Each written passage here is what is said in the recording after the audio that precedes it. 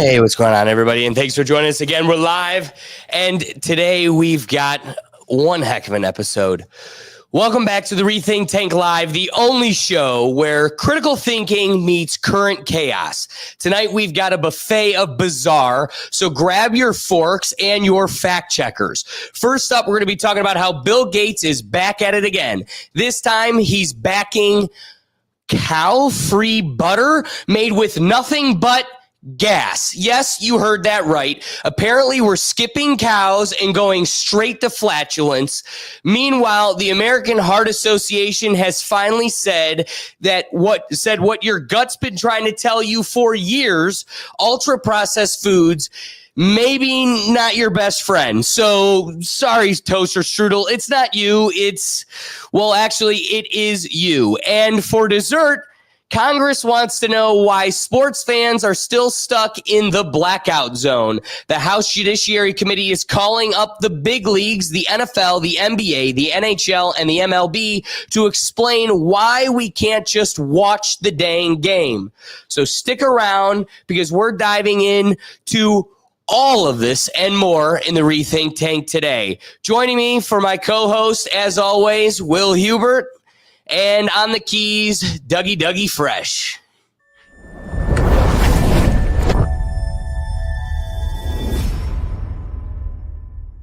Are we muted? Why would we have been muted? It always mutes. Please tell me we do that little. Oh, thank God. Okay. Were we? No. I was like, you nailed that. Ooh. All right. I was like, all that effort. All that effort. So looking at our first topic today. Wait. I need to get in the zone. If we're going to be talking about Bill Gates and his villain story, I need to get in Tim Dillon mode. I wore my oversized polo hoodie. Got the sunglasses for it. All right, folks, let's dive into the latest front in the We Know What's Best for You saga, the Bill Gates chapter. The man who brought us Windows and the PC apocalypse is now backing something he calls cow-free butter. Yes, butter made with nothing but gas. That is carbon dioxide, hydrogen, and oxygen, lab engineered into a spread that tastes like the real thing. Supposedly, it's created through advanced thermochemical fermentation and molecular tinkering. And Gates himself reportedly said, "I couldn't believe it wasn't real butter." Can't believe it's not butter. Didn't somebody already use that one? I think I've heard that. And that also isn't good for the kidneys. The claimed upside, it's greener, no farmland needed, virtually zero water, and a carbon footprint so low, it's practically bragging. Because don't forget, it's cow farts that are killing the planet. Savor, the startup behind the Air Butter, says they're on track to roll it out in 2025, assuming the regulators give a thumbs up. Just gotta grease a couple palms. Sounds futuristic and maybe even noble. But here's where things get cartoon villainish.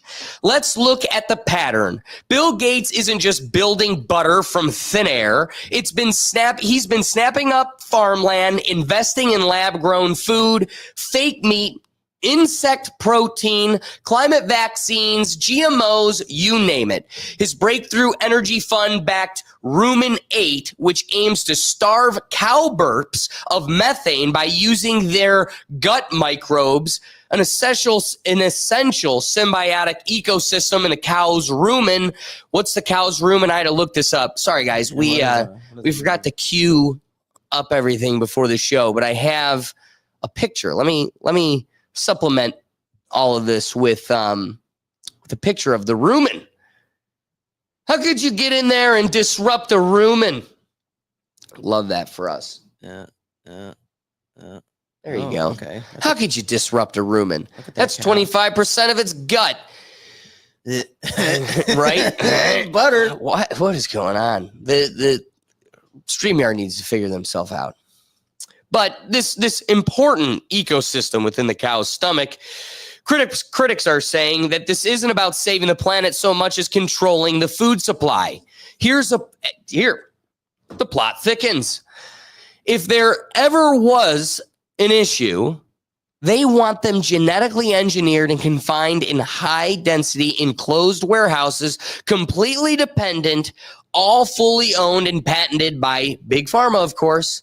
There's also Gates's land grabs. Headlines call him the biggest farmland owner in the United States, with whispers about artificially inflating beef prices to drive us towards synthetic alternatives. And we haven't even touched the media influence angle. Hundreds of millions flowing into journalism outlets that help control the narrative. So here's the deal. This isn't just butter. It's part of a bigger technocratic push to reshape our food and maybe our choices.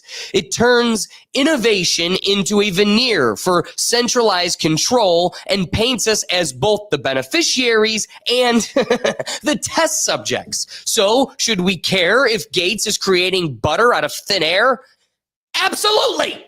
Because the real story isn't whether it tastes close enough, it's what it signals. Decisions about what ends up on your table may increasingly come from boardrooms and labs, not from farms and communities. That, or we just one spoonful away from becoming Pavlov's lab rats drooling for synthesized snacks. Just another exciting chapter in the Bill Gates story. I just there's already a butter out there that says, I can't believe it's not butter. And now his butter sounds like that episode of SpongeBob when Plankton's eating the holographic food. Like, it just feels like that. Like, is that what we're going for here? Or where we're going to end up? Well, and I love the brief list of all of the nonsense we have to deal with. You will eat bugs. Yeah. The guy owns all of Ohio anymore. Like, when we start going, well, we'll get you protein, it's going to be cricket patties. What's crazy is my dad, when he was a chemical engineer, was working for Kraft, which, stick around for the next topic. Crazy backgrounds to these types of companies I don't think you realize. But having worked for Kraft was developing and investing heavily into ant markets and cricket markets, not only to sell them fried like the Chinese trays we know would love, Dude, but is that also my mac and cheese. Dude, they are grinding it up and supplementing food, trying to make new food. It's amazing how just little the FDA lets fly under the radar. Like, as long as you just got a fine amount, it can be. I'm not saying it's in your mac and cheese. I'm saying they already are able to kind of fly these. They extract. Then it becomes a different title name. It's on your label. You just didn't know carbaminoxidil was cricket butts, but here we are. Oh, it's crazy how they snuck that past me. It reminds me of that movie Snowpiercer, where they're all like on the train and you have the rich people in the front, the poor people in the back. Then you find out that the poor people's food is just like mashed up bugs turned into like this like patty and like and all like the gourmet food. Yes. It's like, yeah, okay. I don't like that. So I don't know how you can't just acknowledge we are having a front row seat to a stereotypical comic book villain, right? Uh-huh. And I want you to take a look at this clip here. Here's Bill Gates from 1984. I know, ironic, promoting Apple's Macintosh.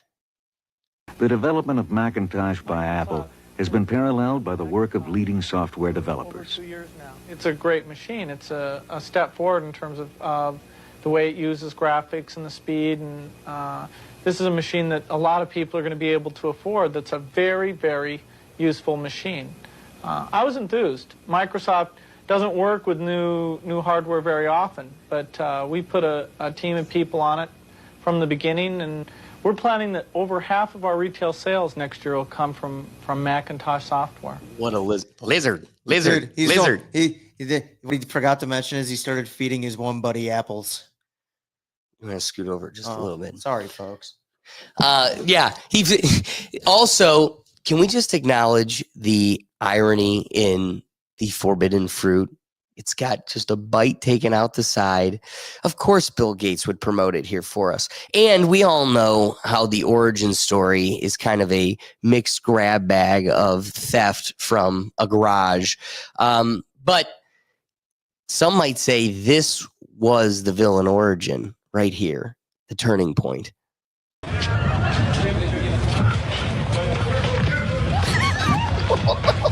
Gates was momentarily and understandably shaken, but he was not injured. The hit squad For those that are just listening to the podcast or can't see because they're watching it live, There's so many pies. so many pies. He's getting pied in the face as he's walking through New York City. That was definitely his villain origin story. That would be mine. I'd be like, oh, you're all going to eat bugs. You're so eating bugs to them soon. You're so eating bugs. Yeah. I'm going to get you to eat bugs so good. No, but that's the unfortunate reality is he's in a position of wealth and influence that he does get to make those decisions for us. Like you are no longer in control of what's on your table. The curious part is too, is like, what is he trying to get rid of like urban farming? Like actual, like not urban, rural farming? Like get rid of like that kind of industry?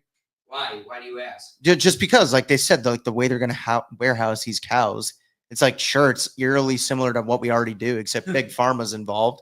It's like, do you think big pharma is going to actively want like your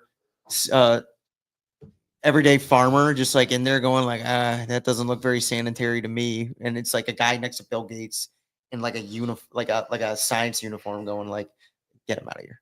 Just get him out. We're bringing in the bugs. He's got to go. He's got to go. Well, and then when you break down how much of Ohio That's what alone, I mean. He like owns the land too. So it's like, sure, there's going to be farmers that don't sell their land for as long as they can. But is that like I'm going off the villain story. This is where I'm just predicting where Bill might go here. he owns about 9,000 acres of farmland in Ohio alone. This land is part of a larger portfolio of farmland he owns across the United States.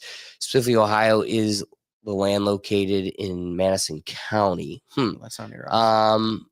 Where's it? How much just farmland? Well, it says he's using it for Oak Run solar projects, a solar field. Well, you know how He much owns land you need. 269,000 acres total across the United States. This makes him the largest private farmland owner in the country, according to NBC News. The land is spread across multiple states and is reportedly held as an investment vehicle. Oh my gosh. Oh, I mean, yeah, well, I knew it was for investment. He's not expecting the property to depreciate. Doug, don't you have a development on this even more? I do. So, so two things though. It's like Microsoft, Bill Gates. Yeah, let's be honest, he still has his A hand in major, that pot. right. Yeah. It's a major player in this. Microsoft is actually buying and going to reopen 3 Mile Island. It's going to cost them 3 Mile Island, the power plant near Middletown, PA, that was the scene of the worst commercial nuclear accident in U.S. history, will reopen to power Microsoft's data centers, which are responsible for powering the tech giant's cloud computing and artificial intelligence. Hell yeah. And the deal will create approximately 3,400 jobs and bring in more than $3 billion in state and federal taxes. It's going to be $1.6 billion to get the place back up and running after they shut it down in 2019, along with updates they'll have to make. And it will be a 20-year deal where all the power it generates goes directly to Microsoft for 20 years. And it's expected to reopen in 2028. And in this same article, which is a year old now, it even mentions at the bottom here, former Microsoft CEO Bill Gates invested $1 billion in a nuclear power plant that broke ground in Kemmerer, Wyoming in June of last year. And the plant will power homes and AI there. So Microsoft and Bill Gates are going nuclear. Well, and 3 Mile Island is significant, dude. I think that's like, what, originally the largest power plant in the United States. So it's in Harrisburg, Pennsylvania, the capital of Pennsylvania. I went to law school there. Yeah. And what's crazy is the locals were literally issued a government pill that they have to take annually. You told me about because this, they live right. so close to 3 Mile Island. It's within the, radiation zone. right. Well, it's part of the So Bill Gates is watershed and whatnot. Bill Gates is bringing back nuclear dogs. Nuclear dogs. We need Russia was having too much fun with, Chernobyl dogs. Chernobyl dogs. Chernobyl pups. So to give you a little background, 3 Mile Island had an accident, which was a partial nuclear meltdown of the Unit 2 reactor of the 3 Mile Island Nuclear Generating Station, located on the Susquehanna River in Londonderry Township, Dauphin County, that I remember, near Harrisburg, Pennsylvania. It's literally right outside it, if anything, on the river. The reactor accident began at 4 a.m. on March 28th, 1979, and released radioactive gases and radioactive iodine into the environment. It is the worst accident in the U.S. commercial nuclear power plant history. On the 7-point logarithmic International Nuclear Event Scale. This is rated a level 5, an accident with wider consequences. Oh, we're not prone to those here. Trust me, talk to the folks. You'll hear the consequences. There's a great documentary on Netflix too about it that just came out. Like it talks to all the people that were living there. Like a bunch of the people have like all these health conditions now and everything they're finding out. It's pretty crazy. Well, it's sad. There are real health conditions, that is for sure. And with wider consequences. And we're just going to bring it back. So, you know, a lot of the causes kind of get dismissed because they kind of like communism. It's like, well, it didn't work. It never works. But, you know, this one time it wasn't done right. We just got to tweak it a little bit. Now, we have somewhat mastered the science of nuclear power since those days. It has gotten significantly more reliable, and we need the power. But for Doug to go on to list how it's going to power AI and Microsoft servers, is it powering the local communities that now have third-eye children because the power plants are growing gills behind their ears? No, it's going to Bill Gates.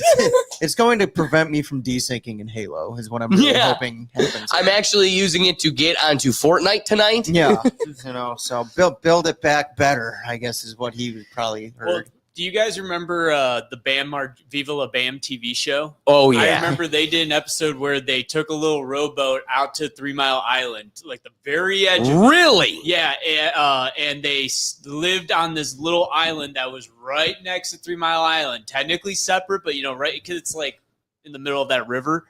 And they spent like 2 days there, and like by the third day, they all left because they're all like, we're starting to feel not very good. So here's something that, you know what's funny? We laugh at it. Going to school there, I drank the water, and I was sick perpetually. About halfway through the second semester, this guy goes, "Yeah, we get pills because of the," and I'm like, "What?" I'm done with that. And he's looking at you as you start glowing. Really? Give me one of those. Give me one of those. So I had to switch to every time I left the grocery store, I was carrying whatever maximum, depending on how many groceries I could, 2 to 4 gallons in my hand, because you got to drink a gallon of water a day. Come on, folks. And I would literally be walking out with a bag of groceries and then just cameled gallons to my car because I was never drinking their water again. Felt miraculous. The second it was out of my system. I love how there's like no warning to tourists there, like people that move to the area. Yeah. Like, or you would think a school that you're getting hundreds of thousands of dollars would go, "Hey, you're from out of state. You're not from around here. Let me tell you something. Water, gonna make you sick." There was this the thing you need.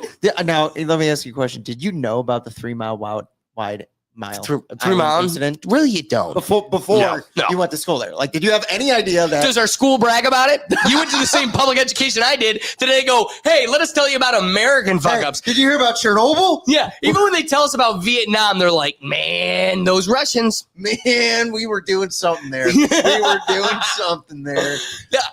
It's crazy when you think back to like how they teach you things, and it was like there was North Vietnam and South Vietnam, and it was a proxy for America and Russia, and you're like, yeah. No talk of like, I don't know, poppy fields or The horrors. the horrors, or truly the horrors. I've seen The Apocalypse Now. Gulf of Tonkin incident. Yeah, we left that piece out. Public education, love it. No, I didn't know a word about this. I was like, obviously, there's no sign. Like, hi, welcome to Cleveland, wherever. Dude, I think it was right around that time the Chernobyl documentary comes out on FX, and it's like the greatest thing. And you're watching it, and then they're like, I kind of feel like that guy. We actually had something very similar right here in Pennsylvania. And you're like, we had one of these? And you're like, and they're like, yeah. And you know what's crazy? They didn't make it like a cage zone. People are just living in it. You're just living in it. And you're like, wait, it was here? Yeah, you didn't get the pill? immediately. What pill? What pill? Literally, my dad working for nuclear engineering, they have to help Ukraine stop people from taking bike posts from the field of Chernobyl, so they don't have nuclear material. And Pennsylvanians are just living in it. Just living in it. And then we just like, where's Bill Gates from? Is he from Pennsylvania? I don't know. Doug, do you I don't know? think it matters. He owns it all I do anyway. not know.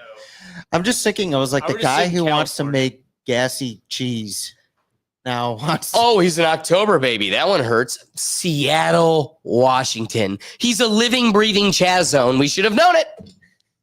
This guy, Never with us, always against us. this guy was born in rain. It was like, I'm gonna make it rain on everybody. Born in rain. I like that. I don't know. It's just a guy who's like, Doug mentioned the solar panels in this state, the butter thing, Dow 3 Mile Island. It's just like like the solar panel thing. It's like, sure, yeah, I get that. The butter thing, I'm like, You know what's cool What's wrong about with butter? the brand? Can't believe it's not butter. Yeah. Is they're straight up saying, hey guys, we taste good. Put us on your corn. We're plastic. yeah, And we're like, okay, but at least you told me you're plastic. yeah. What's wild about this is how far are they going to be able to, is our government going to allow them to camouflage the fact All the way. that all the way? Come on, you know that. Look at what show we're on. You're right. I should have known. How far are they going to take it? If you thought there was a line, All the way. you're still at the starting line. You know, I couldn't have curated everything for today's episode, but another video that I have stockpiled in one of those hard drives deep in there is a video of him going, so the sun is cooking us. I'm putting chemicals in the sky to keep the sun out. And it's like, brother, who told you you're allowed to do that? Whoa. They tried that in Snowpiercer, man. That's what caused the winter in Snowpiercer. They tried to put He's not chemicals wrong. in the air. That's actually I've gotten the SpongeBob hologram thing, and immediately I was like, oh, this is like the plot to Snowpiercer. They're going to be at the top of the train. I'll be in the back because I'm Irish. Like we all know that. I remember the Titanic. Not rich enough to be up front. I was in the Titanic. Yeah, I remember that. And it's just, it was just like, it was literally the way they made it too. It was obviously not scientific. It was like this giant like grater, and they would just, all the bugs from on the train, they would just like dump in there, and it'd come out and be like this protein sludgy meat stick. And then at the front of the car with the Bill Gates and the Tilda Swinton, she starred in it. That's why I brought her up. They get like the full course meals and like they live lavishly or whatever. And then I was like, why was it all super? Because like the outdoors is like a permanent ice age now, which is this train running on it. And then Doug's right. Yeah, they put chemicals in the air That's what so caused it. for like sad. climate So change. I want to have a real conversation here. Maybe you guys could ground me. Gosh darn it, I really wish Silent was here. He's usually the voice of reason. Not Doug. I No. was gonna say I'm pretty reasonable. I'm All right, Doug. Well, then help me He's here. got Superman on his shirt. That's right. The meteorites. Right? Isn't that the team? yeah, Metropolis Meteor. Meteors, Doug. Oh, I was like, wait, Hey. I don't know enough about that. I know they filmed in our very own stadium. That's about all. That I was know. a good long fight scene in the stadium. More than I thought. Anyway, It was crazy when Jose Ramirez came out. Too. boom, boom. Home run beach, bro. That's how it's gonna go. Home run beach, home run beach, home run beach. So ground me here, Doug. Maybe you can assist me. I sit here and profess that we need to stand against the Joker mentality. These people that stand behind Luigi Mangione. That's a sick mentality. And, I'm flabbergasted by the number of public faces and celebrities that are encouraging straight up violence. And like I said, a sick mentality. At the same time, though, look at a situation like this when you have like a legitimate villain. How do you stop something like this? You wait for the government, who's supposed to be the referee of the public arena, to come in, intervene, and save the day. But to keep the government unbound, we've gone with a capitalist free market, therefore opening the door to the strongest player in the market to controlling the market, ergo controlling the government. So if we have to keep sitting back and waiting for the government to save the day, that also isn't happening. So when you look at a situation like this, the guy's throwing chemicals in the sky to keep out the sun. The guy wants to get rid of cows because the farts are killing the environment. He wants to mess with the gut biome of cows because the burps are also really full of methane, to alter the beef and hinder the beef market.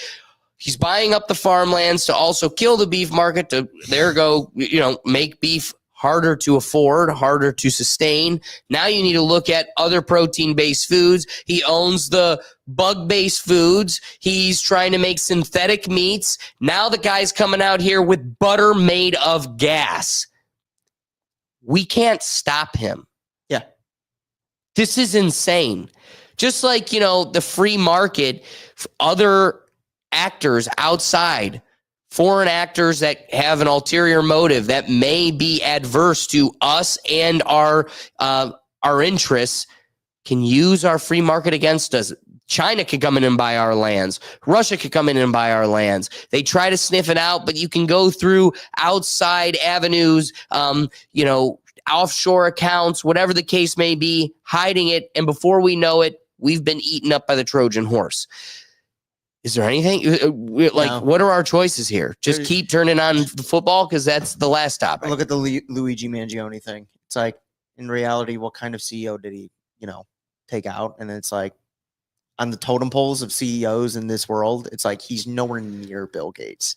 And the problem is the side in favor of him of that action think like, oh, this is how we get to them. And it's like, this guy, he was just a regular guy who just happened to be a CEO, like a local CEO of like the Northeast region, let's just say. It's like Bill Gates is in the Northeast region. He owns like what, close probably to half of the continental United States. Right. You're not getting near him. No. With any, like, so for it to, do you want me to go down that route?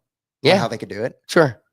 Well, wait. Are you about to push violence? No. I'm saying like if there was going to be a way to get like to that level of like to reach like Sure. that Okay. kind of CEO, it'd have to be like a honestly like what they do in like Call of Duty games, to where it's like you said, the government can't stop them, but like a faction of like the military would have to get involved in some way, shape, or form. Right. Like your average regular person.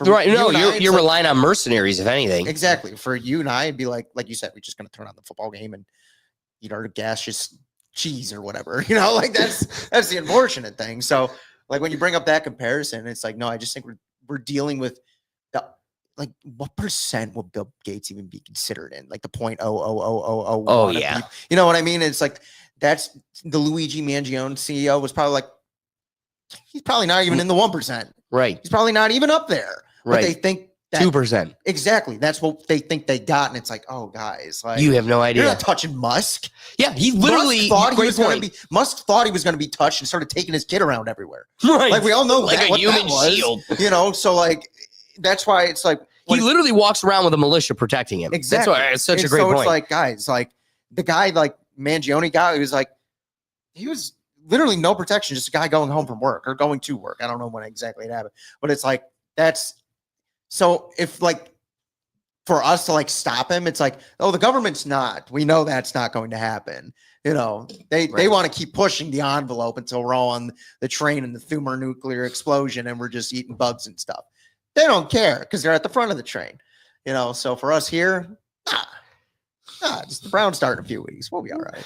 Yeah, just misery never ends. So yeah, you know, but it's like if I were to see something of that magnitude happening, you would have to see a movement like in the video games of like a faction of like you said, like mercenaries, like a military. Like I always think of like No Russian, and it's like an event like that like triggers something so major that it's like that's how you get to or click to Doug.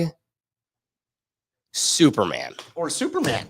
That's what I mean. That's why the only saving grace against Lex Luthor is an alien from space. Right. Like if you think about it, how many CEOs are there in this country? Thousands, hundreds of thousands, you know, just businesses all around the country. Some super big in this capitalistic free market, some not so big. None of them are touching the Microsoft guy, right, or the Tesla guy. Like they're just not. And it's like, yeah, so they get government regulations. They are given the opportunity, the free. I'm just putting gas in the air to stop climate change. I didn't know we could do that. Right. And now we're doing it. But how are we going to stop him? He's doing stuff I didn't know possible. No, you nailed it. You nailed it. So let's get to our wrapping thoughts. There's not much to wrap up here. I think you kind of nailed it. My only piece is going to be a through line that I carry through much of the dialogue when I talk about topics like this or this free market and your free will. Vote with your views, vote with your dollars. Weaponize the system that they've created to capitalize on, weaponize it against them.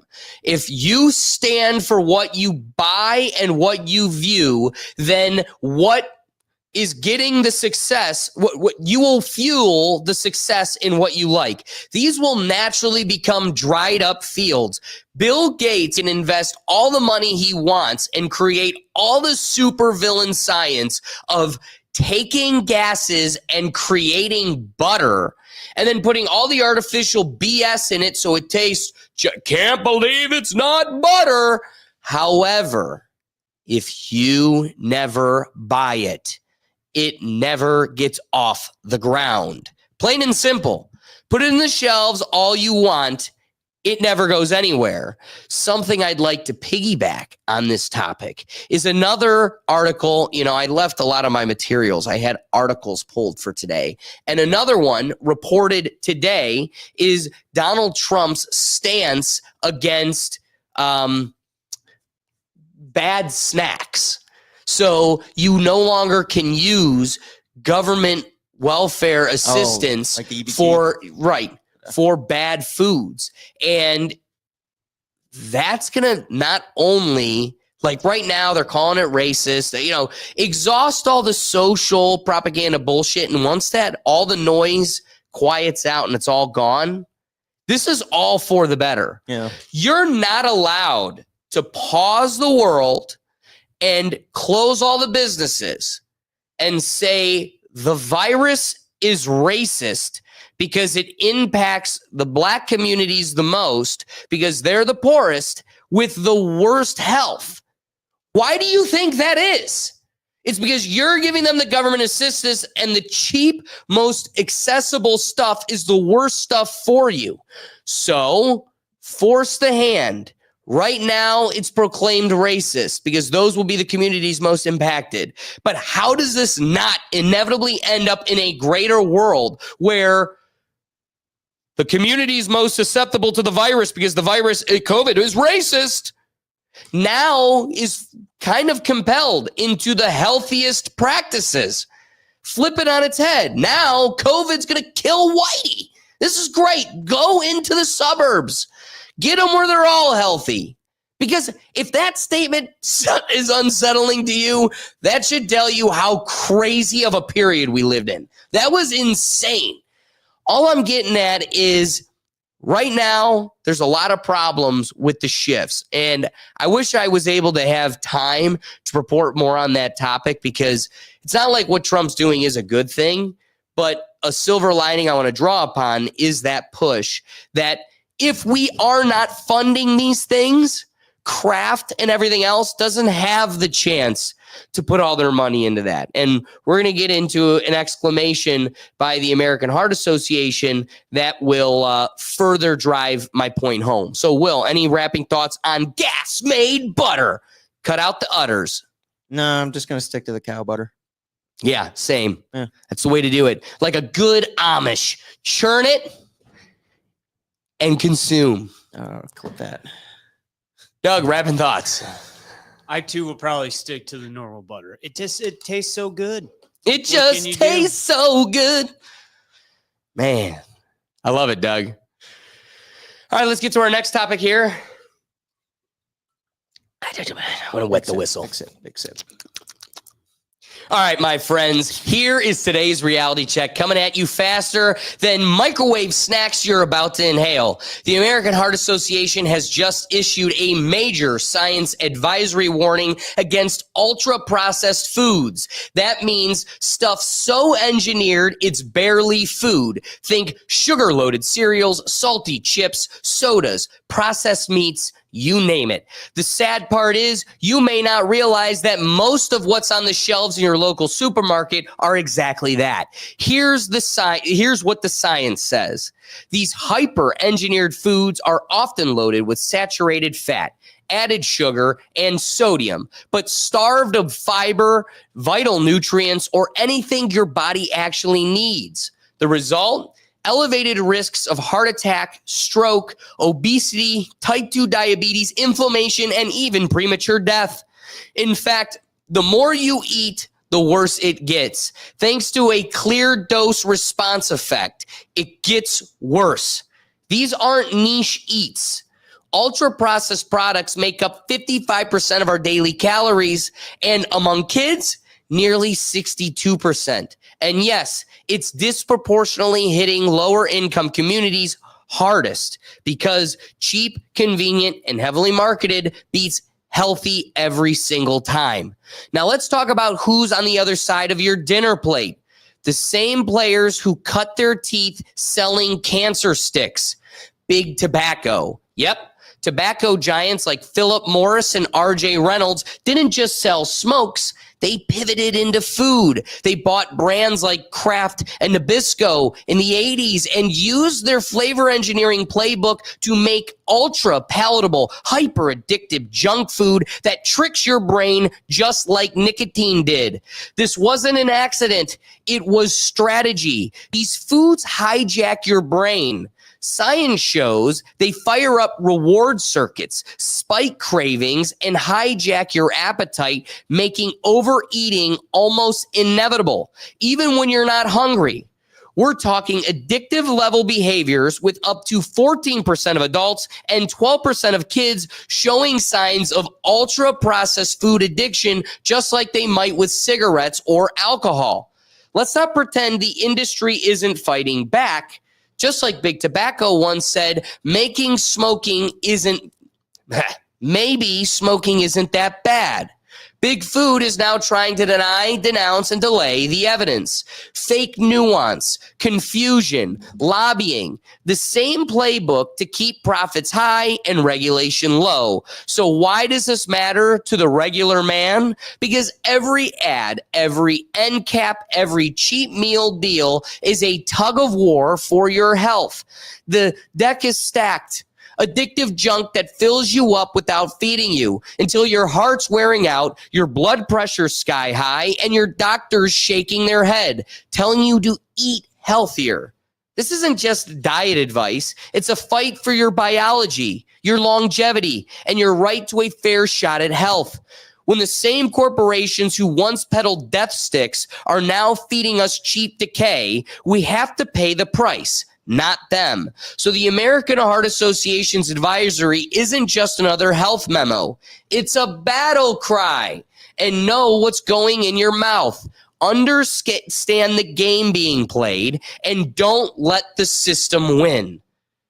It's a heavy world we live in. Alex, the whole time, like at the end there, as you're talking, I just keep hearing you say death sticks, and I just keep going. That reminds me of Star Wars. Yep, yeah, dude, I had the same thought, man. I was like, yeah, it's Star Wars. Nail on the head. I don't want to say. Hey, yeah, there we go. I want to go home and rethink my life. I like when he goes, you need to go home and rethink. Everybody should rethink. Do they just put this same report every 2-3 years with just the numbers a little bit higher because we never listen and we just keep eating the addictive junk thing? Like, I swear to God, every other year I hear, oh, processed food's bad for you. Here are the numbers. And I'm like, yeah. All right. Here's the deal. I'm in the cycle, stuck on step one. There's 12 of them. I'm stuck on step one because I really don't want to go away from Gushers. I was like, what? Like if you watched us do our Twitch stream all day Sunday, big bag of watermelon Sour Patch Kids slaps 100% of there the are time. 12 steps, and you go revert back to step one after every No, time. and the step one is I will fully admit to you, I am full blown addicted. Love it, okay, but it's a problem. Oh, yeah. Because your brain, like again, we went into the science of it all. Your brain doesn't know when to stop. And so you get a bag of chips, you have now turned off your ability to get full, and your body just wants more. Not only keep that, but you grabbing have more. foods that are like made now to make you like eat more even when you're full, like Doritos. Then, Well, McDonald's French fries, doesn't that have something in it too? yeah, like nicotinine's in it and makes it even more addictive. And I can tell you, it succeeds. But when you throw like George Soros super weed in this new faction of reality we live in, you're cooked. You don't get to win. Literally. Now they just sell it at your local store. Yeah. This isn't, the 60s and where food was clean and you had to know a hippie. That was a clean quarter pounder with cheese. Let me tell you, man, boy. Dude, what's the McDonald's movie, Doug? Do you recall? Super Size Me? No. It's one where it's like it was an Academy Award winner. The Founder. The Founder. Oh, Great movie. Great movie, yeah, and it's kind of the creation of the franchising of McDonald's. Yeah, that and is what's a good one. interesting is seeing the slow degradation of a pure burger and milkshake joint to I put this powder, add some water, whip it together, and now you've got a milkshake. It's cold, it's frosty, and it tastes just like a milkshake. And they're like, this isn't real. This can't be good for you. It's like, and he's like, shut up, dork. but it was instant. It was cheap, and it does, and you don't need an ice cream machine. Things changed a bit, bringing it to the future. Yeah, but they were like, you got me. We're sold. It's like, that's how this happens. Yeah. It starts with the virtue, the pure fruit, and then it inevitably gets tainted through profit and the need for growth. Right. And that's like whenever I see these reports, it's like I swear I read an article like a year or two ago, and it's like, yeah, processed foods, they're bad for you. And they're becoming more addictive. And I'm just like, yeah.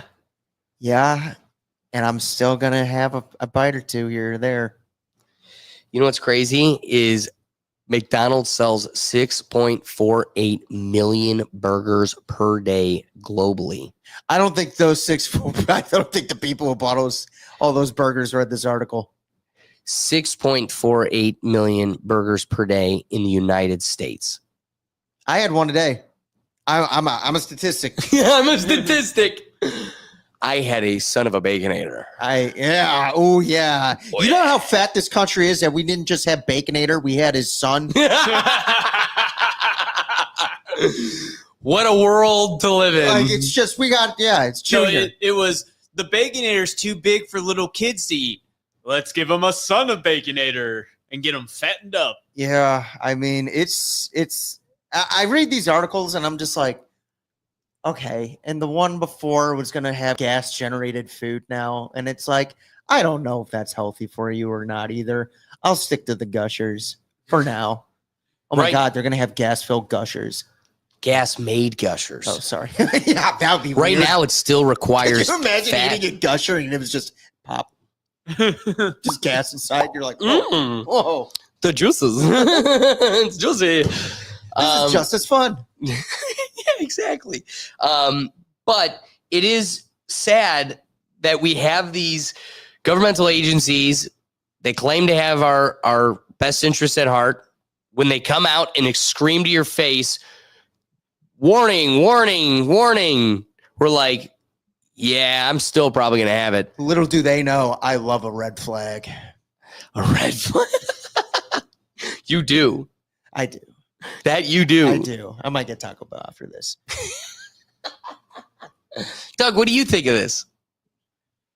I think it's going to be pretty hard to eat healthy because this stuff is always the cheapest stuff and it's everywhere. You know, like, and stuff you don't even think is bad for you is bad for you. Like, you go, all right, I'm going to buy this non-breaded chicken tenders in this frozen aisle. Nah, that's probably that's most likely still one of these processed foods. So, I mean, pretty much everything's processed. It's like a unanimous, like, common knowledge thing too, that we all know how chicken nuggets are made at McDonald's and we still eat them.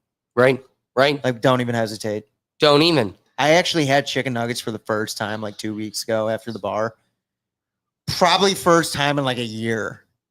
I finished my sixth one so quick. I was like, gone. It's gone. Like, I was six. I was like, that was quick.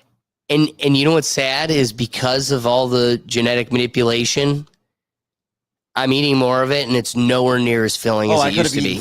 I should have got the 10-piece. That's what I'm saying. You should have got the 10-piece. Nowhere near as filling as it used to be because they know exactly the chemical to turn that part off. Though, they're starting to look like chip bags because like the breading is a little bit thicker or like wider than the actual chicken in there is.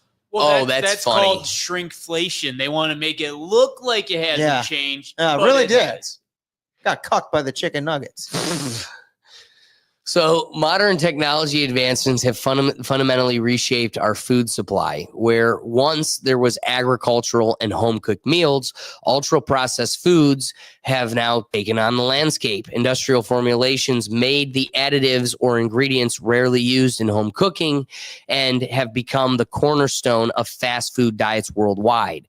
Doug comes into the studio today, and it looks great 100% of the time. It slaps also 100% of the time.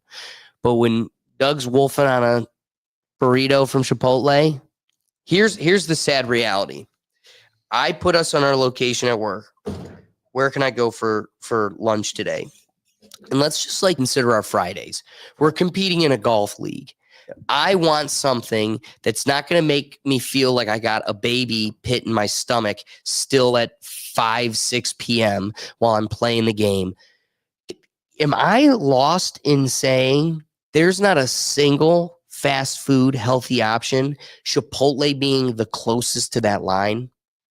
It is alarming. I've thought that before too. Do you know how crazy it is? Like, there are some nights, like when I come back from the bars, I'll have Taco Bell. That instant I wake up, I'm not just hungry, I'm starving. You know what? And I might have gone to bed immediately after I ate my food. Probably only slept like 5-6 hours.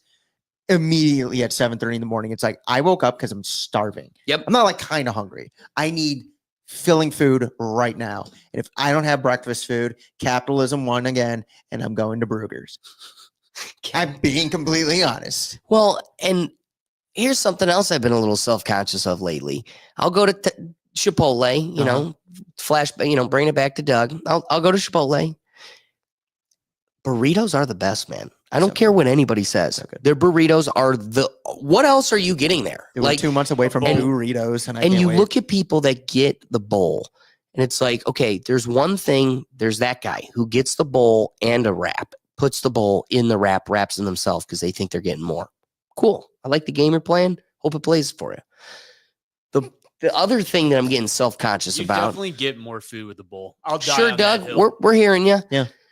You didn't do that today. I wanted some easy. I want to try a burrito. Yeah, don't make a time. good. I'm gonna be honest. Let the record show. Let the record show. Doug knows better than to get my studio dirty. He knows. Come in wrapped, pre-wrapped. So the thing that I become self-conscious of is the folks that are getting bowls. It's this like self-righteousness of, do you know how many calories are in that wrap? That was disclosed a decade ago. You're eating 1,000 calories in that wrap alone. Remember when we were like in 8th grade and the thing was double wrapped? I don't see a person doing double wrapped. Unless you're Period. our good friend Brian Seymour, Seymour, and you get a before he triple was wrap. captured by dolphins. Exactly. You get a triple wrap because you needed it. This Dude, guy, he once had the biggest burrito I had ever to the point where they weighed it. Yeah. Yeah. Your dad was there. Yeah. My dad, they literally took it in the back and weighed it. It was like 9 pounds. It was Yep. so large. Yeah. You know how many calories a tortilla Brother had? had a baby. Yeah. So yeah. That would have been a big birther. I would have been big. like, wow, you pushed a lot out. and a growing boy. He ate it all. He's a big lad. Big lad. So what I don't like is those people that are like, do you know how many calories? And I see that's all people get are bowls, and it just seems so miserable to me. Now, that's why I live in the burrito world, and I'm sitting here going, well, this isn't a healthy choice anymore. So the person goes, well, take the sacrifice, get rid of the wrap. I don't want to make that leap. So I guess I got to take that leap. But then I've posed it to you, rice isn't good for you either. So it's not like they get their self-righteous. You're not making that healthy of a choice either. It's all a bunch of crap when it comes to those kind of people. Like, Yeah. get over yourself. So do we have healthy eating choices? They're eating that and then getting in their gas guzzling a Ford F-150 and driving off like, see, I did it justice here. It's like, no, you didn't. Well, your personal health, you could be somebody that wants to be health conscious and still isn't fueling the Bill Gates climate change propaganda. I guess my thing, you want to know why I never really got into a bowl? Why? And this is on topic because I don't like reheating my food. So I won't put it in. Just got to eat it. You got to eat it. Eat the whole damn thing. Or you could reheat a burrito. No, or I you don't even don't. do that. No. I love do. leftovers, Will. I I live for like leftovers. I just like, depending on what it is, I'm not a fan of putting in the microwave. Interesting. Like, for instance, like mac and cheese, I would never put in I would never reheat. Well, that that in the one, microwave. yeah, that never microwave. There's something about there's something about it. It's like, I don't know. Every time. Pizza, hit or miss, depends on the kind Pizza, of pizza. you need. I'm telling you, invest in an air fryer. The reheat See, game. I got the air fryer. Your and life changes. That's a game changer. Yeah. 100%. But that's like kind of why I guess the bowl thing. But that's the thing. That's the only fast food. Like, But what are your choices? That's what I'm getting at. It's like, go to Do you McDonald's. have one? And it's like the McDonald's people will be like the salad eaters, and it's like, what are you doing? Okay, there are healthy options that aren't salad. That's the sad part. The why in the road, think of your workplace environment. There are people making healthy choices, and there's people just throwing misery to the wind. Yep. They don't like work, and the only way to do it is eat your feelings. Or they live a healthy lifestyle outside of work, and they're able to cheat. Either way, it's either the people eating unhealthy or the people miserably dragging through salads. Because the healthy life isn't just, a thing of broccoli and some eggs. Nope. It's either misery, full-blown salad, or you're eating fast food. Would you ever see let's erase fast food because I already know the answer to that question, and it'd be a no. Are there any establishments, like not at your home establishments, that you would be like, you would consider a salad as an option? Sure. But again, now you're getting a well-groomed Caesar salad, like an official one where, it's a crushed sardine with the egg yolk. It's like, I'm not one to shy away from a salad. You can always do the right salads too. But again, I've lived that world. Yeah. When you're doing it every day, That's what I mean. or even 4 days out of the week, it's miserable. You need to have alternatives. And even something like Subway, their bread isn't legally allowed to be called bread. It's cake. Their tuna's not tuna. Their tuna isn't tuna. It's mystery fish. And nothing there is below 1,000 calories. You're eating your leg's worth of food in one sandwich. But it tastes great. Yeah. Cake with chicken in between it and some teriyaki sauce. And it's like conversations like this too. Like I firmly only eat like 2 meals a day. Like I really do wake up. I might have like small snack in the morning, like as healthy as I can make it. I won't eat till like 11 or noon. I mean, you'd see me at work. If I'm leaving at 11 for lunch, like I did today, I'm starving. I need to eat now. If I'm pushing it off, it's like, yeah, no, I'm good. I won't eat again 6, 7 o'clock after the gym. But like those are really the only 2 meals I'll eat in a day. That's like the healthiest way I attack like this. Right. But isn't it sad that you're sitting there? Okay, it's like, all right. And look what at am me, like, not to cut you off, but Yeah. it's like, I am not a big person. I'm 155 pounds. Like I'm not like, and I've never been a big guy. You guys know me. And it's like, that's all I need to sustain this wee little lad. You know, it's like, you guys are bigger than me. I can imagine you need a little bit more calorie than me, but it's like, this guy will go till like 2 p.m. in the afternoon, hasn't even eaten yet. Well, it's because, you know, the addictive substances in the food, I'm eating like a family's meal. Shouldn't be doing that either.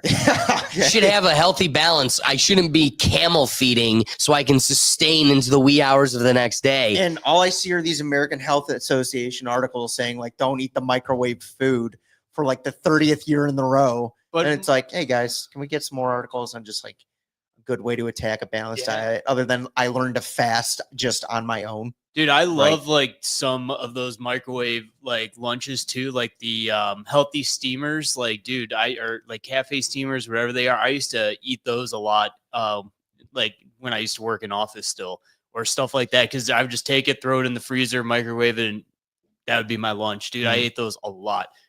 I always knew they were bad, but you know what? They were good, they were quick, and they were easy. Well, the thing that I was going to draw upon is when you're sitting there going like, what option do I have today? It is shockingly limited beyond I could go to the market and buy fruit, buy deli meat, but like I can't go to there's no fast food. There's no like even order and go. You could go, then now you're paying double time to DoorDash like a niche. What's that? Those like AM restaurants. You brought it up too. First Watch, something like First Watch. Right. It's overpriced to begin with. Now you're paying double time to get a DoorDash unless you got one near you. And it's like, that's your only option is to pay an arm and a leg for a breakfast that you're going to have to get to go, which only complicates it further. Have you been to the new one by me? No, I haven't. You want to know what I absolutely love about that spot is we basically went to a half-day breakfast spot when it used to be just a full-day breakfast spot. Yeah. I was thinking that Bob too. Evans. Yep, it went from Bob Evans from a full-day day restaurant to a half-day breakfast joint. Oh, my gosh. Yeah. But except you know this what? one's got mimosas. You know what, though, is First Watch, always packed. Bob Evans, I never saw people in there. Yeah. So, It's a pretty shame. big difference. It's a shame. But, like, I agree with you. Like, those spots like that, like, very niche. Or sometimes you'll just DoorDash and it'll not come to where you are at. Exactly. Oh, yeah, that happened to you. No, didn't happen to me. That happened to me. I don't see an American Health Association article about that. Well, that's why dude, actually there was, and their dietary restraint was just learned a lesson. I strictly stand against DoorDash and all that. I just find it to be such a severe waste of money. Like I'd rather drive and get it myself. Same. Or I have to figure out a way to make it or come up with it. I don't know. But keeping it grounded in this, that is my only option is making myself. Like I don't really is there something like a First Watch? That's the one I've thought of. That's the only one I've thought of. That Vicious one you mentioned out in Vicious Fairlawn. Biscuit is so far from healthy for you. No, but like, is it open all? Is it just a new like an AM It's spot? well, it's just a brunch spot. You know, it closes early. I think on some days maybe the latest is 3, and that's what related to the First Watch. But it is, Doug, would you agree? Far from healthy. It was too good to be healthy. So yeah, that's our problem though. Is like the best tasting stuff. Like the things that problem is we've built a culture around, like all cultures have built a part of their cultural environment around food and consuming food and sharing meals with people. And it's such a social element to the human experience. It's hard to ignore those very real considerations, which are like, I also love it. Yeah. But then it's like, it always revolves around the same thing. Willpower. Like you need to be able to take control of yourself. You can't continue to play a victim that like, oh man, I can't put down the Gushers. It's like, well, nobody's making you eat Gushers. You have no self-control. Next time we play Fortnite, I'm hiding the gummy worms from you. I'll just buy more. Pavlov's Law is going to murder you. Yeah, Will had learned when we were going live on our Twitch stream all day Sunday that I admittedly, he wouldn't even have picked up on it if I didn't just broadcast the fact that I am totally consumed by like Pavlov's dogs. Every time I die in Fortnite, I need sugar. Yep. It's a problem created in law Dopamine. school where I was just like, I'm mad. And now every time I die, I'm like, where's the candy? And I've played enough Fortnite without candy to be like, this is a problem. I got a DoorDash. So Exactly. And then they delivered it to my neighbor. So let's close this plane. It's an unfortunate reality we live in that, you know, our agencies exclaim this from the heavens, and, you know, things we need to consider like heart attack, stroke, obesity, type 2 diabetes, inflammation, premature death. We just go, hey, la la la la la la la la la. McDonald's is great. I'm loving it. They got the meats. Dude, but again, it's like the meats. Ooh, if I could just get meat, I could even like peel the buns off. Like some people used to. My dad's like, when I was in football, all I would do is order McDonald's, peel the buns off, eat the patties. It's like, Dad, totally different meat. Yours was a cow. Mine's half Bill Gates's lab. And when I think to Arby's, we have the meats, that should be a reliable modern source. Dude, I will never forget when we were in high school and Bobby Seitz worked at Arby's, and he goes, you're not going to believe this. That meat shaver is more of a prop than anything else. The Arby's melt meat, the shaved meat, is a bagged liquid they pour on the stovetop, and it becomes like a steakum meat liquid. And then I love them, and it sits in my gut like a rock. And I'm like, it's the next day. Why is that still there? I got a couple of thoughts. So any wrapping thoughts? It's hard to compete with the farmer's market when Burger King's got the Whopper song. Like, you know, like I understand what the we got the meats comes from now. Like I know what it actually is, and it's like, yeah, it's still there though. It's right there. And going to a Whole Foods just sounds like a trip. It does. Yeah, well, and again, it may be something you can intertwine in your regular daily routine, but you got to plan well ahead. There is no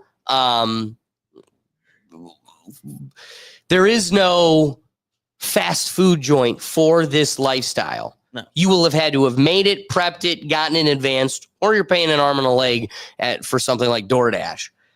Doug, any wrapping thoughts? I'm going to stick to, this is hard to actually like stick to just because all the bad stuff always tastes good. I can't deny it is a very strong point. So getting into our last and final topic here, this one's a bit of a doozy, especially for sports fans like us here in the studio. But it's good to see some governmental challenge. Grab your remote and your pitchforks because Congress is wading into the sports wars. Just yesterday, the House Judiciary Committee, led by Chairman Jim Jordan and Antitrust Subcommittee Chair Scott Fitzgerald, sent the leagues a stern request. They want briefings from the commissioners of the NFL, the NBA, the NHL, and the MLB on how blackouts and broadcasting rules are impacting fans and competition. Here's the backstory. These rules date back to 1961's Sports Broadcasting Act, when smaller struggling teams were at the mercy of a few networks. So Congress carved out an antitrust exemption, letting leagues pool broadcast rights, carve out blackout zones, and essentially cut deals league-wide. It was pitched as a pro-survival for the leagues, and arguably it was. Fast forward to today, and the media landscape looks nothing like it did in 1961. Streaming has fragmented audiences, cable is dying, and yet these blackout rules continue to exist, even though they're meant to drive ticket sales. And they just now confuse fans, fuel monopolistic control, and charge us for the privilege of watching our hometown team. But make no mistake, the antitrust safe harbor granted decades ago is the foundation of modern absurdity.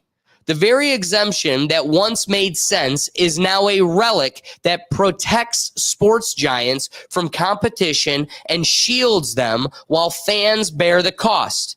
Consider the NSA-worthy sports monopoly tactic, the NFL, for instance, in staring down a $4.7 billion verdict for its Sunday NFL ticket scheme, overcharging fans while locking them into exclusive inflated access to out-of-market games. That verdict could balloon that verdict to a $14 billion cost under antitrust penalties.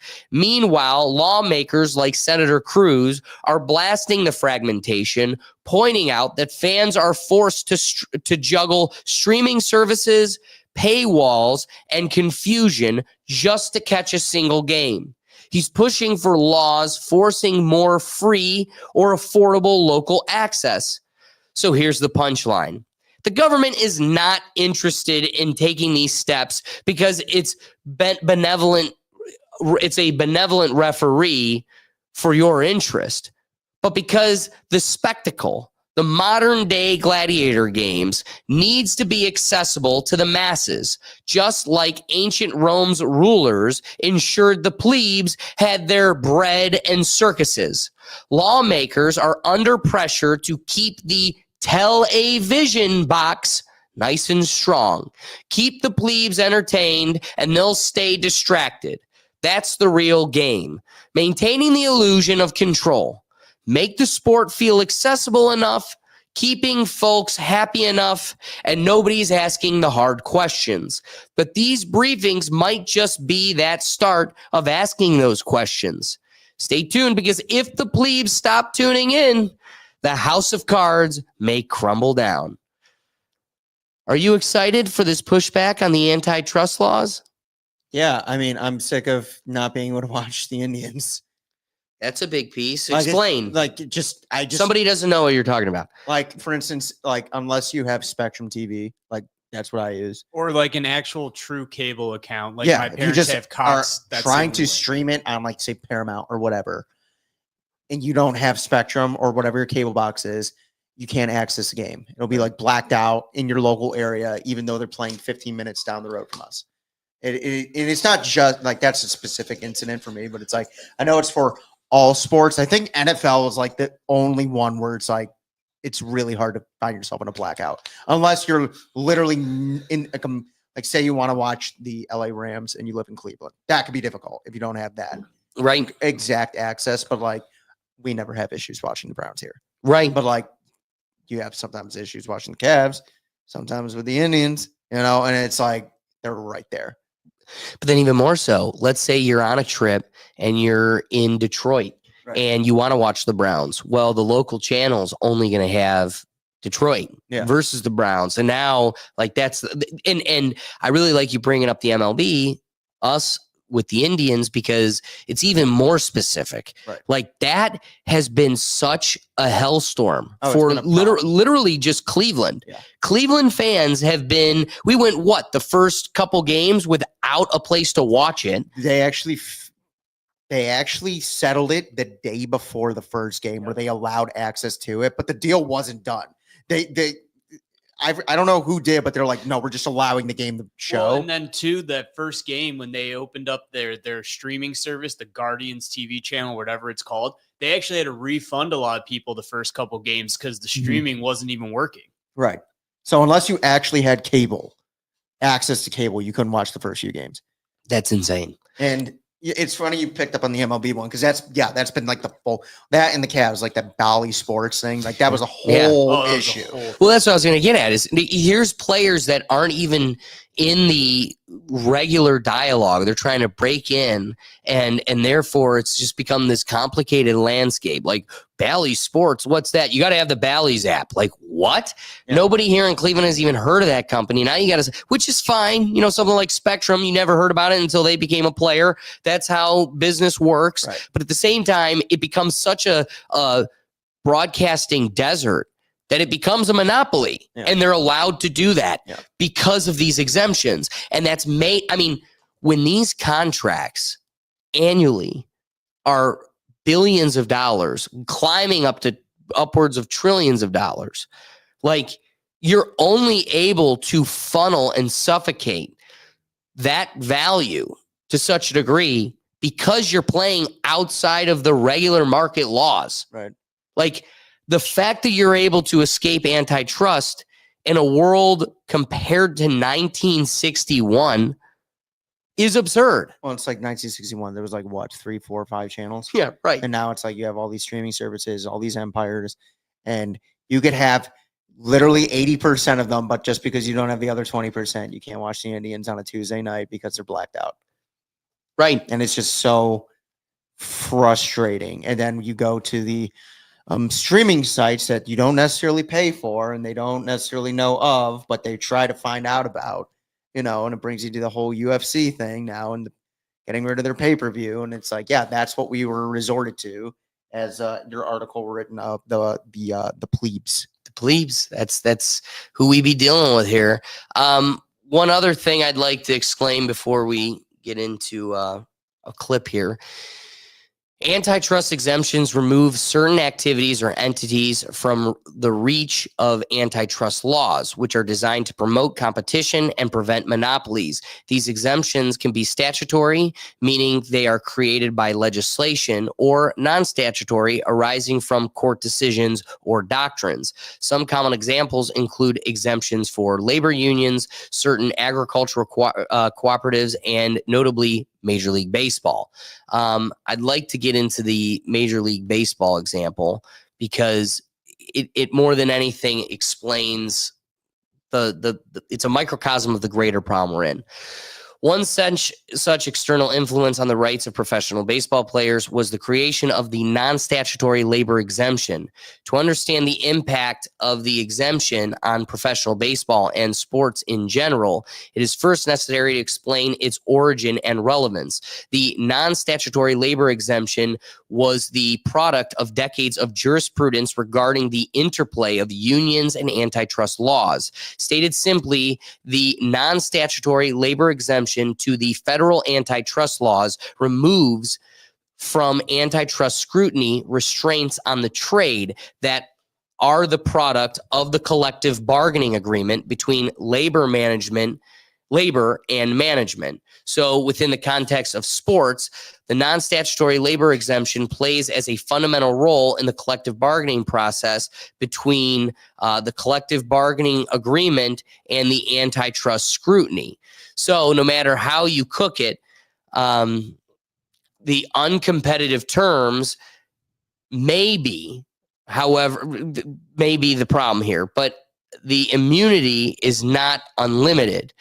For a collective bargaining term to be exempt from antitrust scrutiny, it must be a mandatory subject of bargaining, the result of a bona fide arm's length bargaining and related to the employment relationship. I know that's a lot of legal gobbledygook, but what it really is trying to say is that this was a development in antitrust law that has allowed for professional sports to remove their bargaining from the antitrust laws.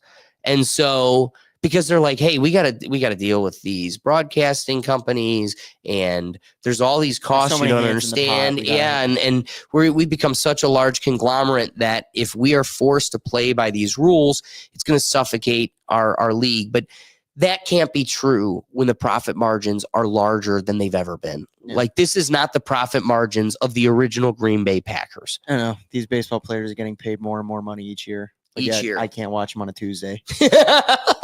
It's funny because it's funny that Major League Baseball is always like the prime example, because the NFL doesn't have this issue. Right. Like it doesn't. I'm sure people have been like, oh, I've had blackout incidences before. And it's like, I may come across that like once or twice a year.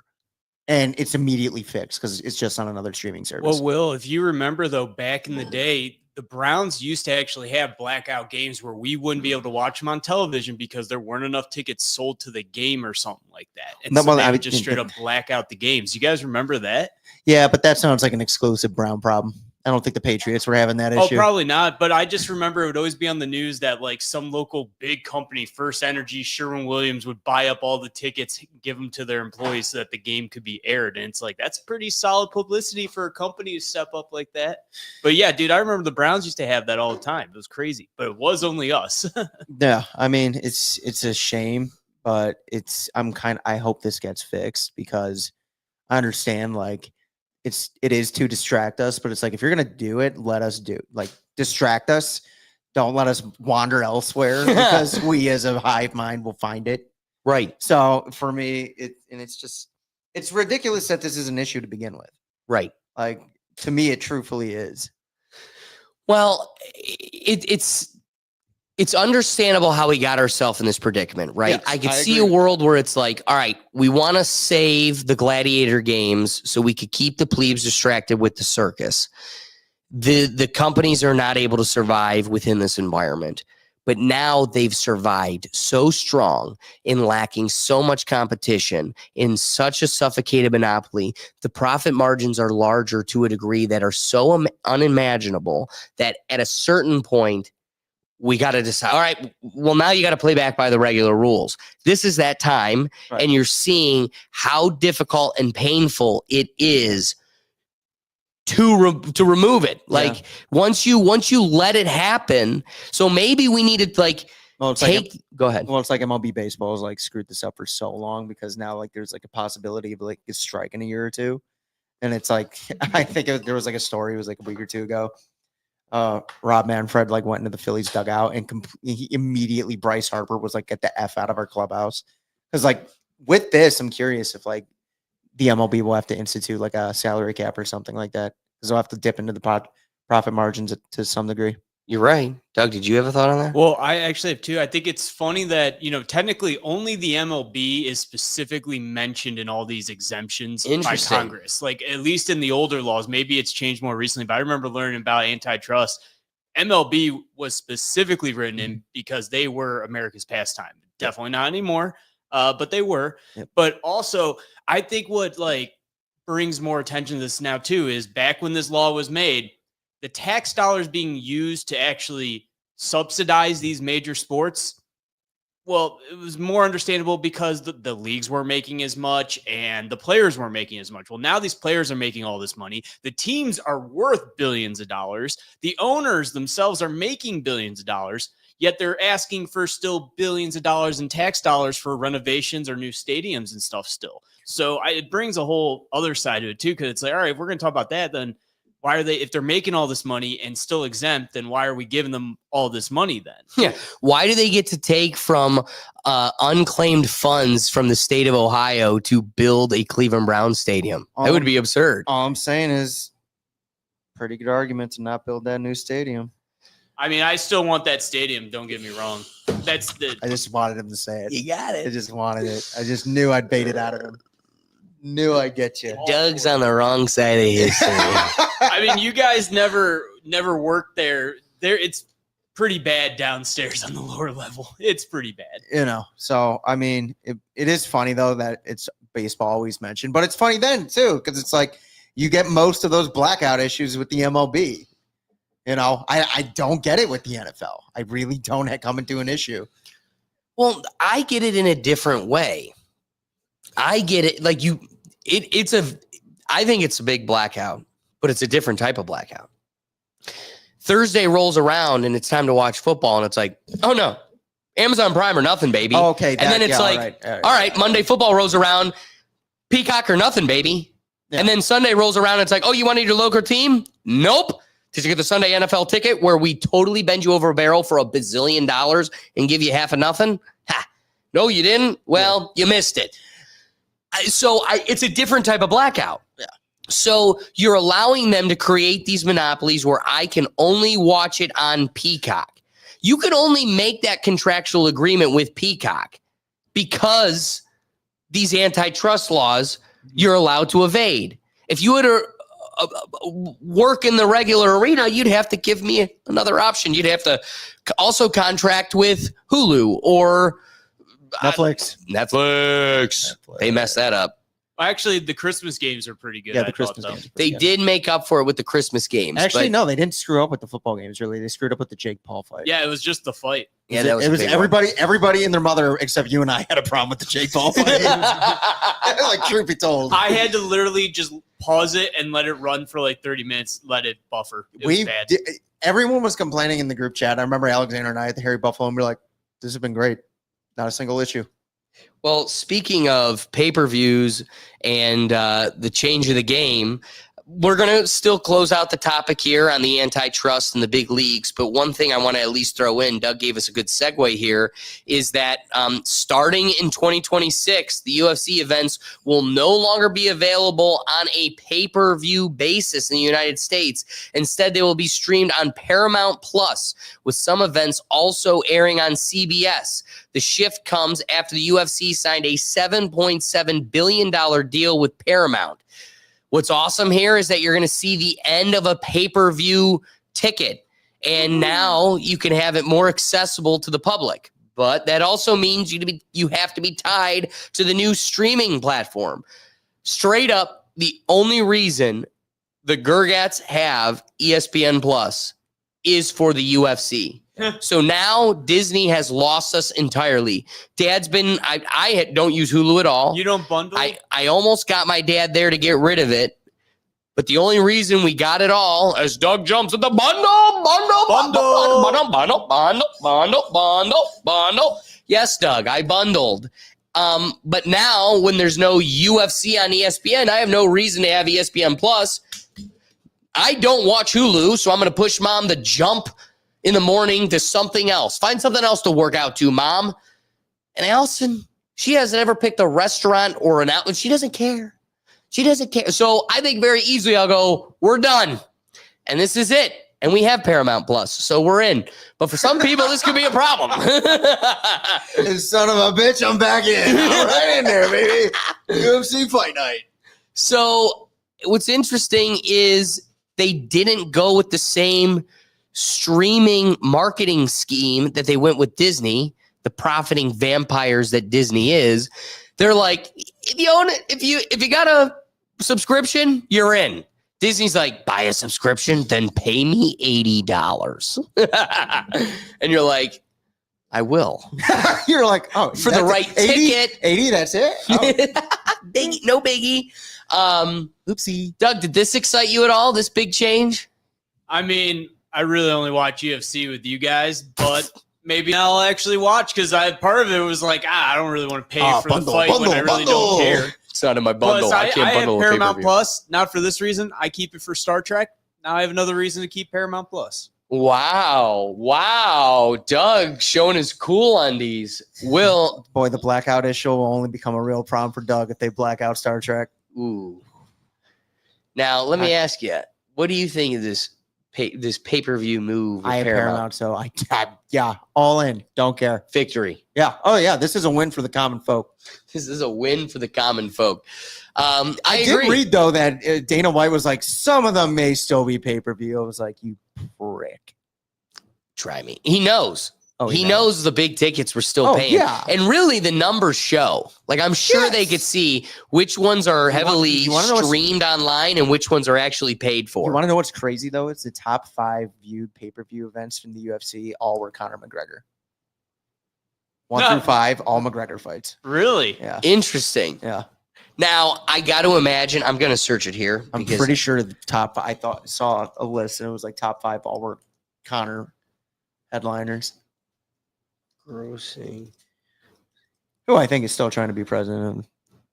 Top 5. Number 1, Khabib Conor.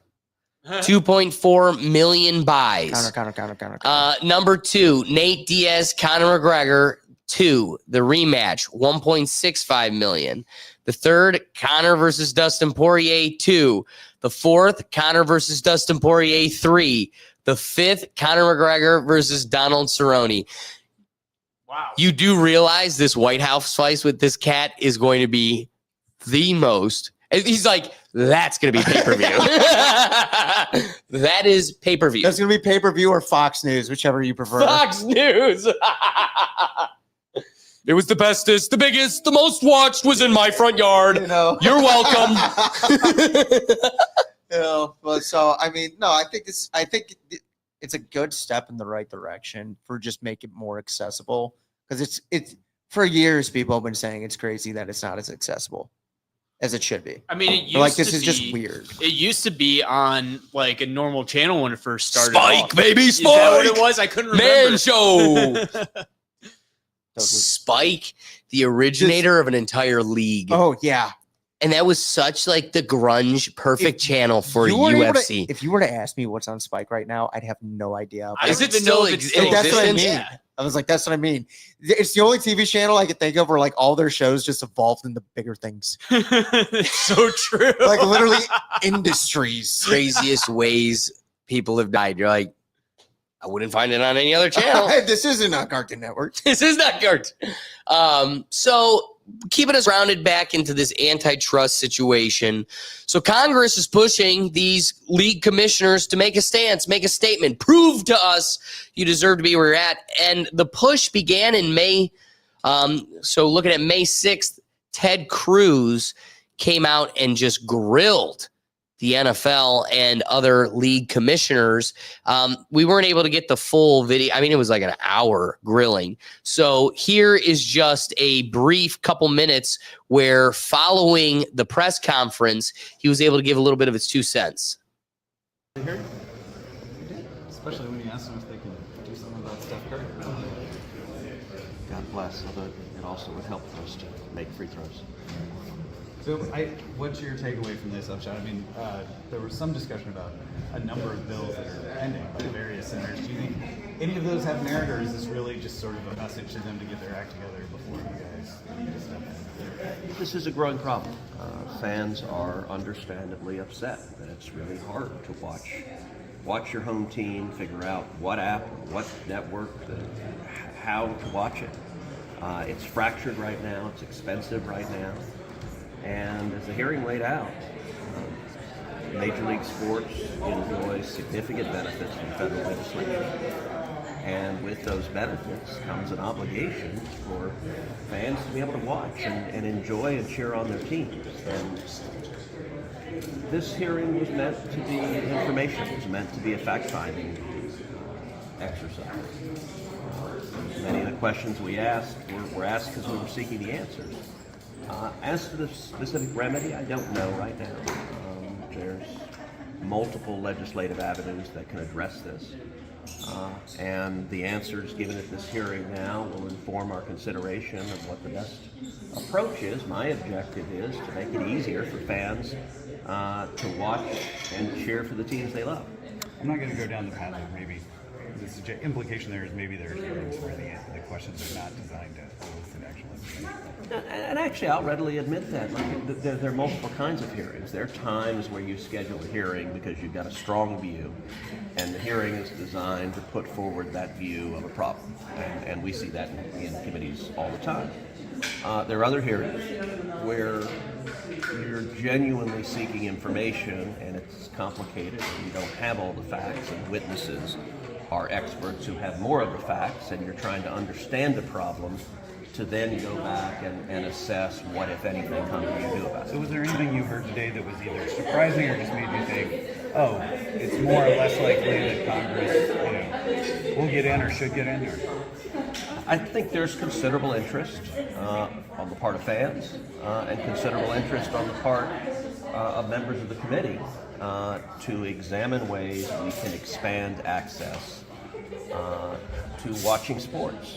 It shouldn't be insanely complicated or insanely expensive to cheer on your hometown team. What did you make of this idea Senator Cantwell was discussing about the there should be a free option for fans and for the local team, say Houston, that they have an opportunity to watch the Astros for free with advertising support. What do you make of that idea? I think that's worth considering and discussing. Okay. Senator, what do you think of the NFL's absence at today's hearing? Well, we invited the NFL. They declined to come. I wish they had come. I think the issues that were discussed apply to them just like they apply to the leagues that were here. Did you get to speak to Commissioner Goodell yesterday when he was at the White House? I did not. So bringing this to our conclusion. At the end of the day, this isn't just about sports or streaming. It's about access, control, and the illusion of freedom. When billion-dollar leagues hide behind outdated laws and Congress suddenly finds religion on consumer rights, you gotta ask, is this the real reckoning or just another move to keep the bread buttered and the circus running? Because in modern Rome, the game isn't just on the field, it's in keeping the masses too entertained to notice who's really running the scoreboard. Will, do you have any wrapping thoughts? I just hope this gets resolved sooner than later, because the longer this just goes on and on for, the more people are just going to get disgruntled with the whole thing. This seems like a pretty cut and dry thing to me. Are you a little disgruntled? I'm a little disgruntled. I did not make this law, but I am a little disgruntled. Will or Doug guy, wrapping thought. I mean, if I were these sports teams, you think you'd want to work with them so that they don't change the good thing you got going on. It's like with social media, we've talked about how there's really no laws governing social media, which is why they're so eager to work with the government, because the more they work with them, the less they actually have to formally regulate by law. You think the NFL and NBA and all that would be going, we have a pretty good thing here. We might want to work with them a little bit. These sports teams are just so thankful that their players have no idea what any of these big words mean. They don't have a clue. They're just like, I hit baseball. Home run beach, bro. You're right. You're right. All right, closing out the show, as we always do, we're going to the Wheel of Topics. We appreciate all the folks that join us at the Neuro Gym. Give us some fun topics and considerations so you can find yourself as a part of the closing of the show here. So we're going to take a spin of the wheel and see where we're going to be closing out the episode with today.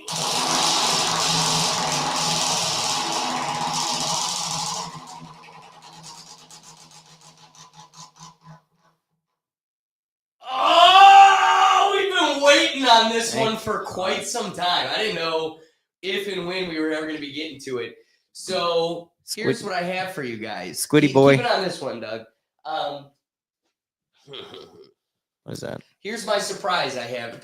I didn't tell anybody when we finally landed on the Squid Games what it would be.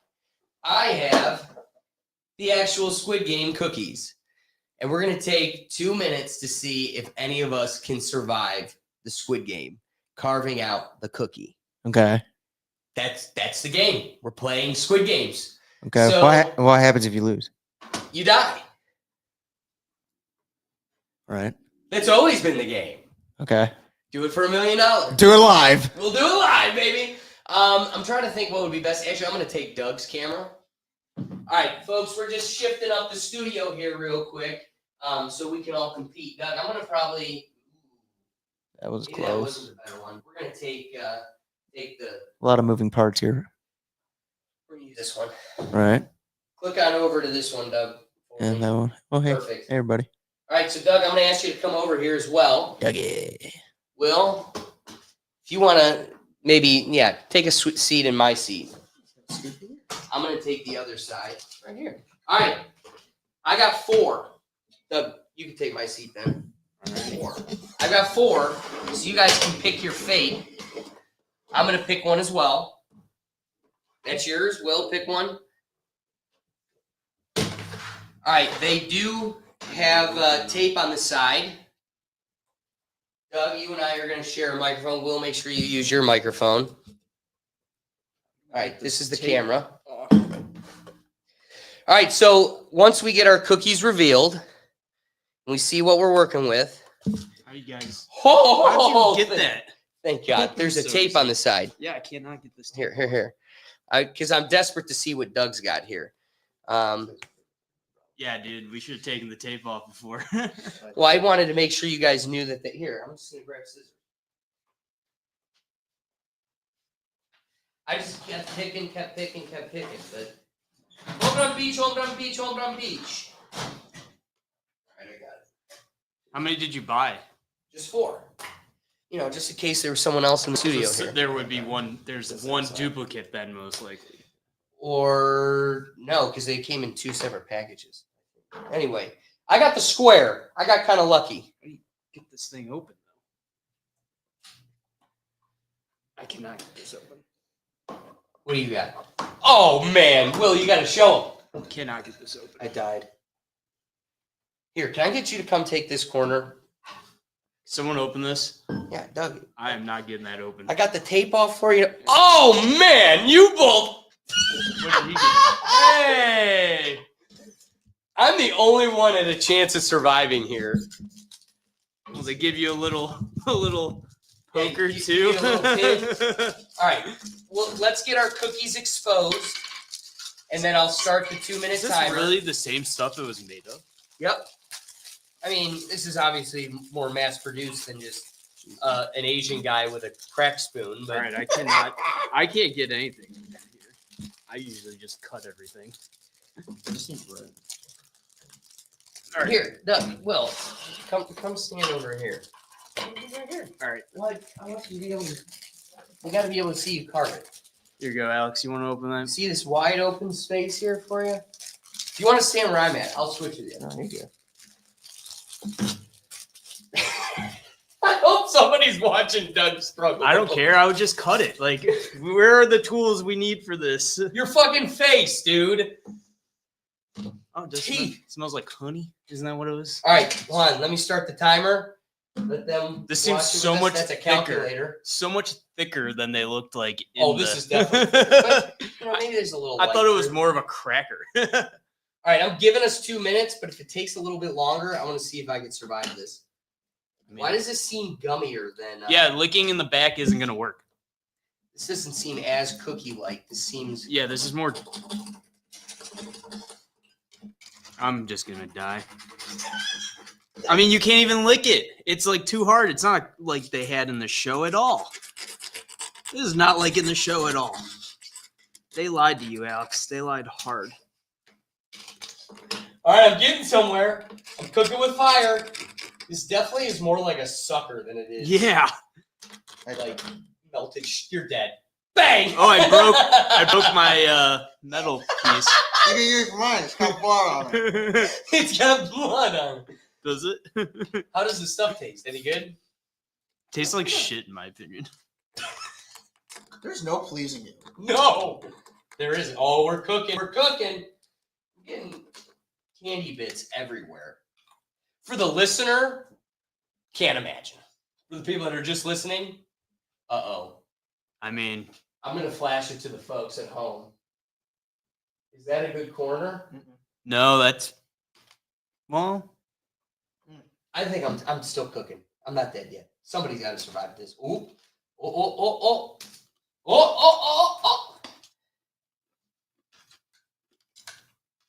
So you're willing to like bite into it. I just do not feel like losing a tooth for this challenge.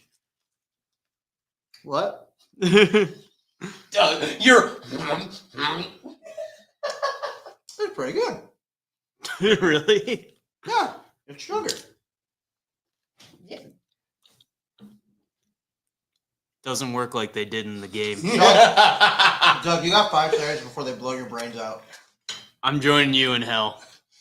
That is where you'll be found. I literally got so annoyed. I'm like, well, see if you could get one corner. that's.